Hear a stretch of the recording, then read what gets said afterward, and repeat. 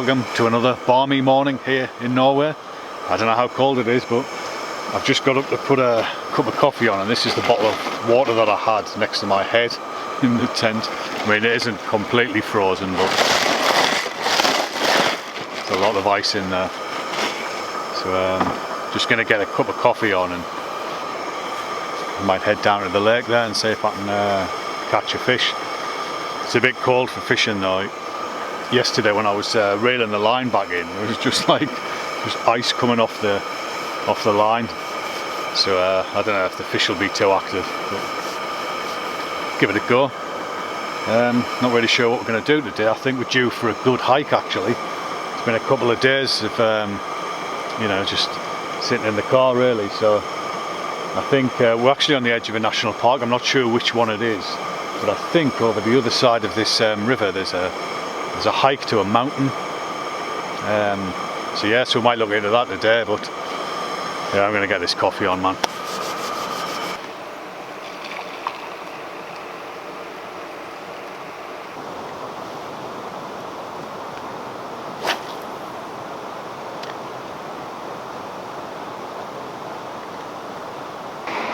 Yeah, one of the problems on a trip like this is trying to keep yourself looking respectable. Just been giving me trousers, a bit of a wipe over here. It's too cold to wash and dry anything.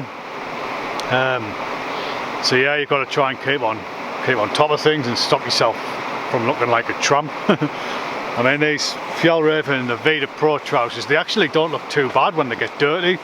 That's kind of a bit of a benefit of them. They almost look like a work trouser as well, so you can get away with them looking a bit scruffy, but you know, we're up here for 3 weeks. I mean, we're already like a week here. We've got like basically 2 weeks left. So yeah, but yeah, what can you do? I've actually brought a ton of clothes with me. I've got a full 65 litre box full of clothes, and I've hardly worn any of it. I've got obviously I've got my collection of vintage woolly jumpers, but I've been wearing a long sleeve t-shirt underneath now for about 6 days. I've done 2 hikes wearing it, and remarkably it just doesn't smell at all. Either that or I've become maybe I've just become used to it, like I actually stink. But I think it's just so cold, you know.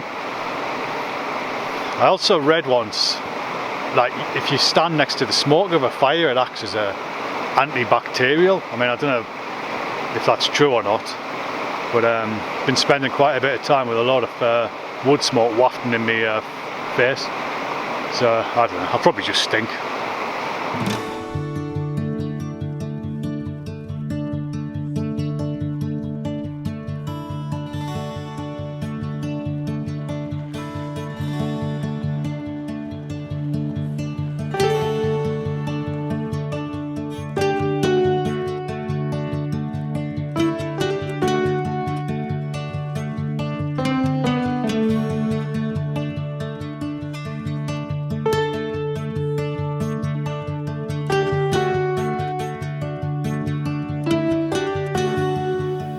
Well folks, we've found a camp spot for tonight. We've just driven up an old logging road, and there's a big turning circle at the top, so we've parked up here. It's obviously used by hunters, so going to keep our eyes peeled. Might see a moose. I've actually bought a trail cam, just a cheap one off Amazon before we set off. I'm actually having difficulty figuring out how to work the damn thing, like, but we'll have a look at that today, hopefully, and get it stuck on a tree and see if we can see anything. But now it's the usual routine of trying to get some firewood prepped for tonight.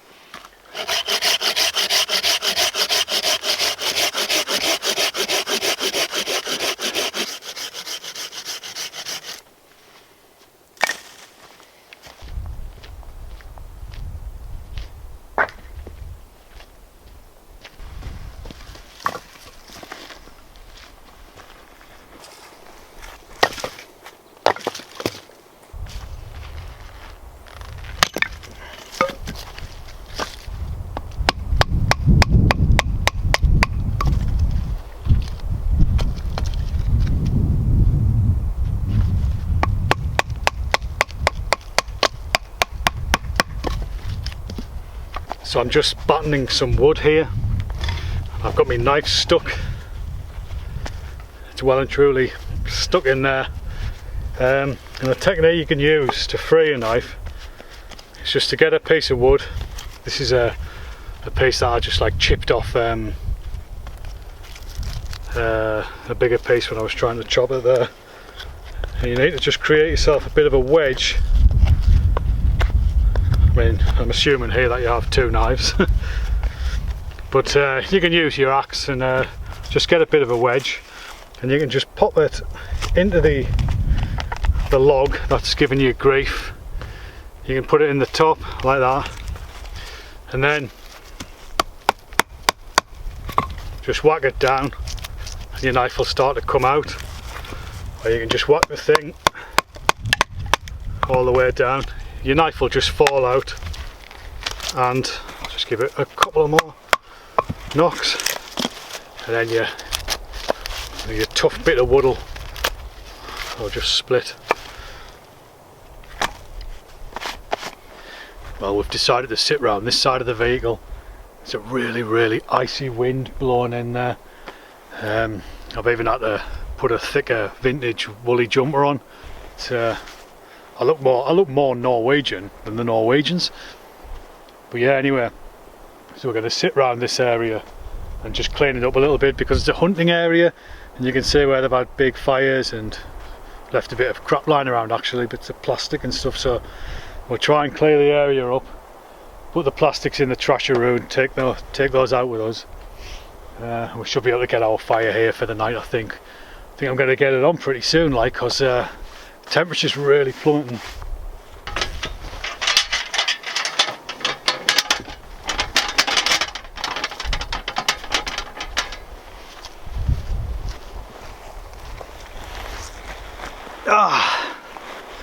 Well folks, the sun is setting, and when the sun sets, it's time for a beer. Even if it is Monday, I'm on holiday, so I'm gonna have a drink.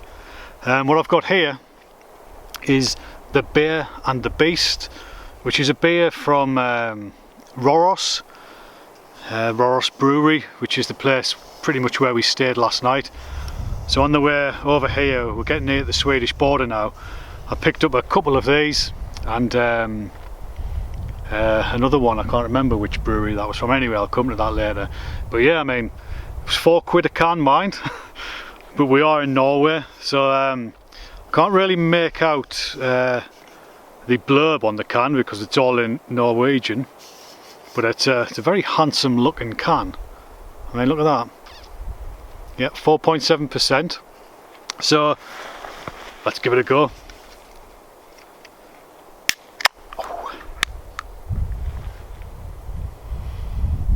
It's easy on the nose.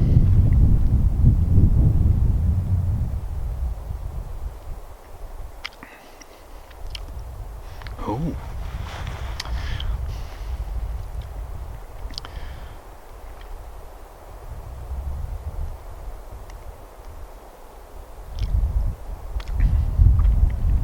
That is quite nice, actually.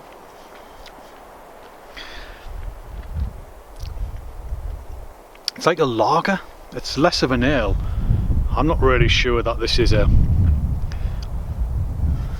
I don't think it's a real ale. It's quite fizzy.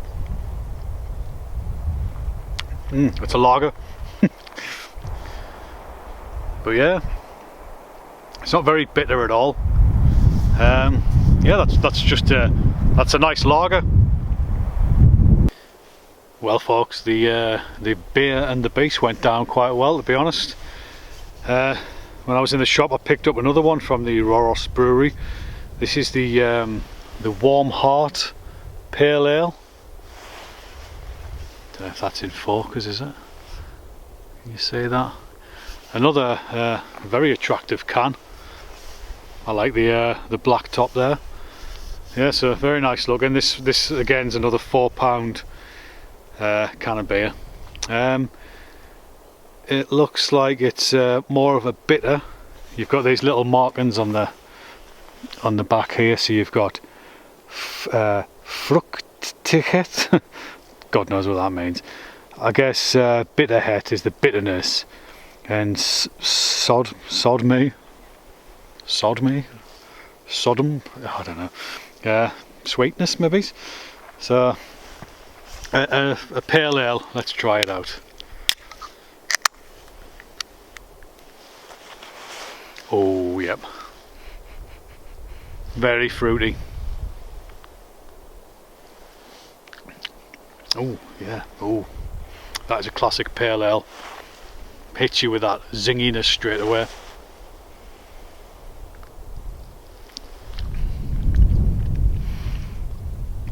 That is a good beer. That is a very good beer.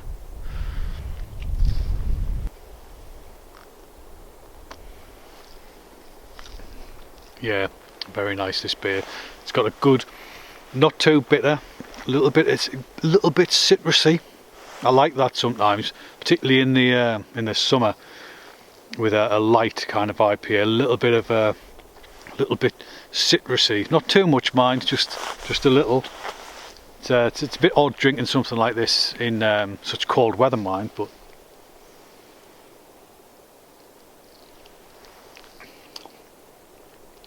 yeah, I think I prefer this one to the last one that I've just had. Yeah, so this is the Warm Heart Pale Ale. Definitely recommend a sup of that.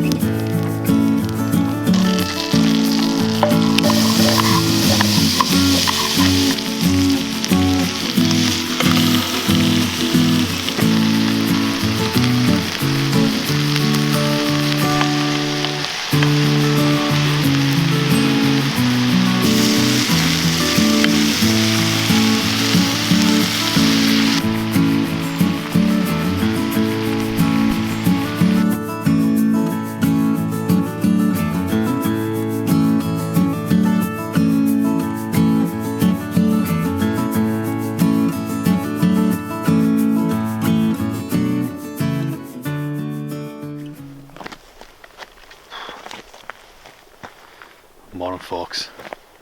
So weather's changed a little bit. The sky's clouded over.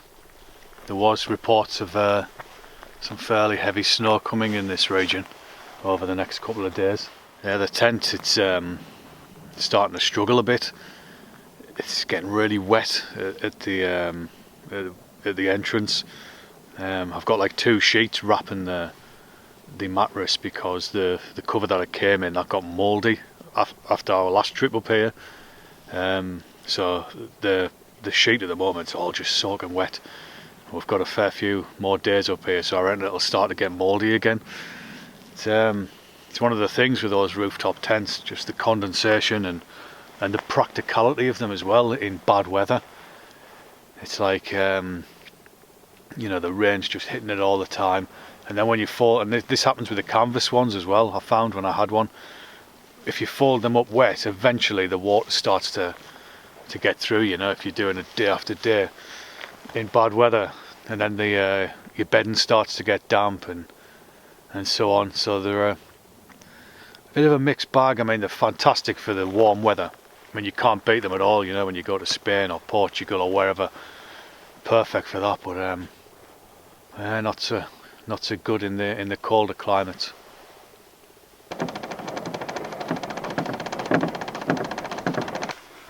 On the subject of dampness getting in the tent, if you can see here on the Maggiolina, it's got this door. Now, what's been happening over the past few days is that it's getting frozen. It's so cold at night that you end up with a load of ice, and then to pack it away, you kind of, you have to like push it in So when that's in there now, it exposes the sheet covering the mattress. So it's going away loaded full of ice, and then the sun's coming up, all that ice is melting inside and it's just going straight onto the mattress. So I mean, the only solution really is to keep the tent up and try and air it and get as much moisture off it as you can, but you know, at the minute it's barely above freezing and you just can't really get rid of the moisture. It's a bit of an issue.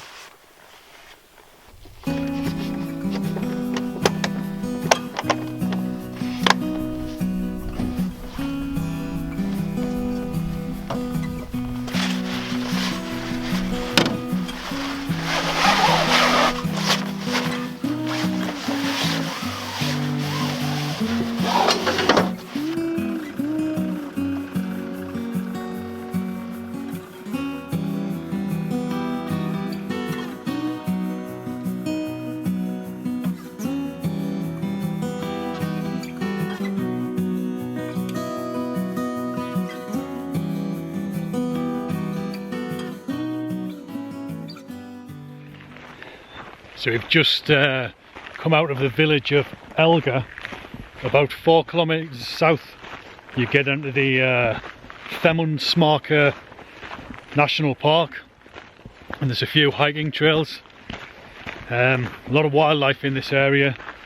Brown bears, I guess they're pretty rare, well, at least I hope they are. Obviously there's moose and the reindeer that we just saw back there. So there's a couple of trails you can follow through here. One's to the top of the mountain, which is a 12 kilometre round trip, and then there's a shorter one which is 2.2 kilometres, which I think we might do. Don't think we're prepared enough to do the 12 kilometre one, but we'll see how we'll get on.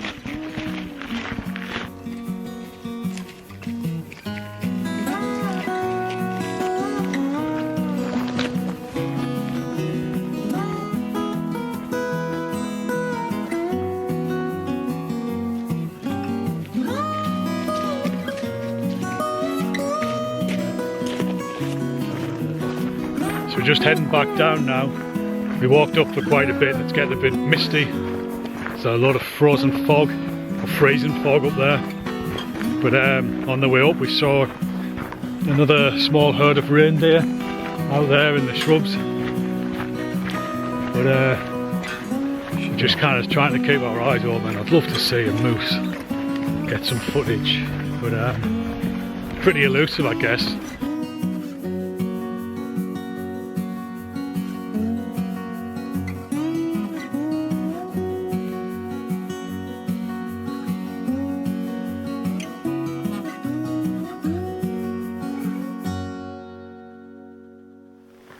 Well folks, we've just arrived in the Gutulia National Park.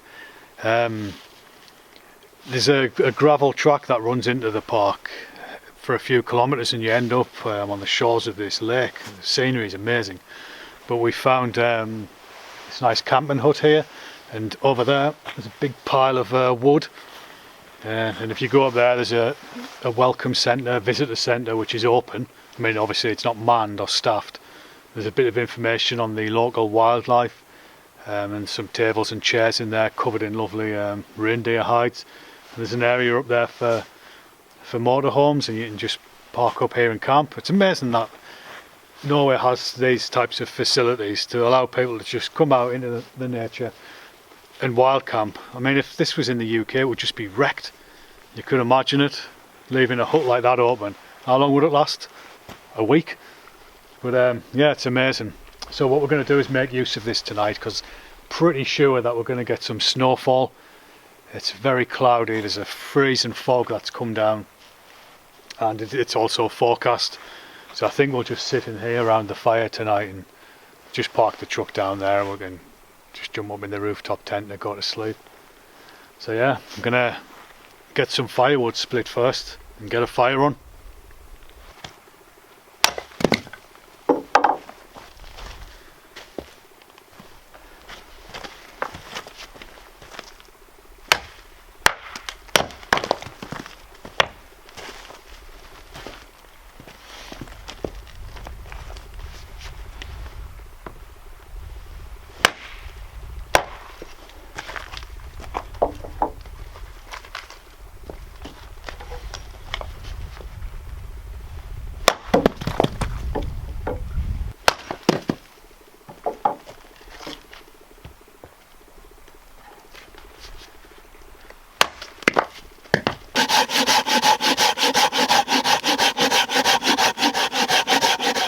thirsty work this this wood cut and carry on. There's a big old pile of sawn off logs just behind the cabin there, but they're most of them are just rotten all the way through. Someone's left a few logs in here which are fairly dry, so I'm just sawing my way through those. But I definitely need to get a better saw than the backhoe Laplander they keep in the truck. I mean, it's a great little saw for backpacking, but you know, I've got the room, I've got the space, I can carry the weight.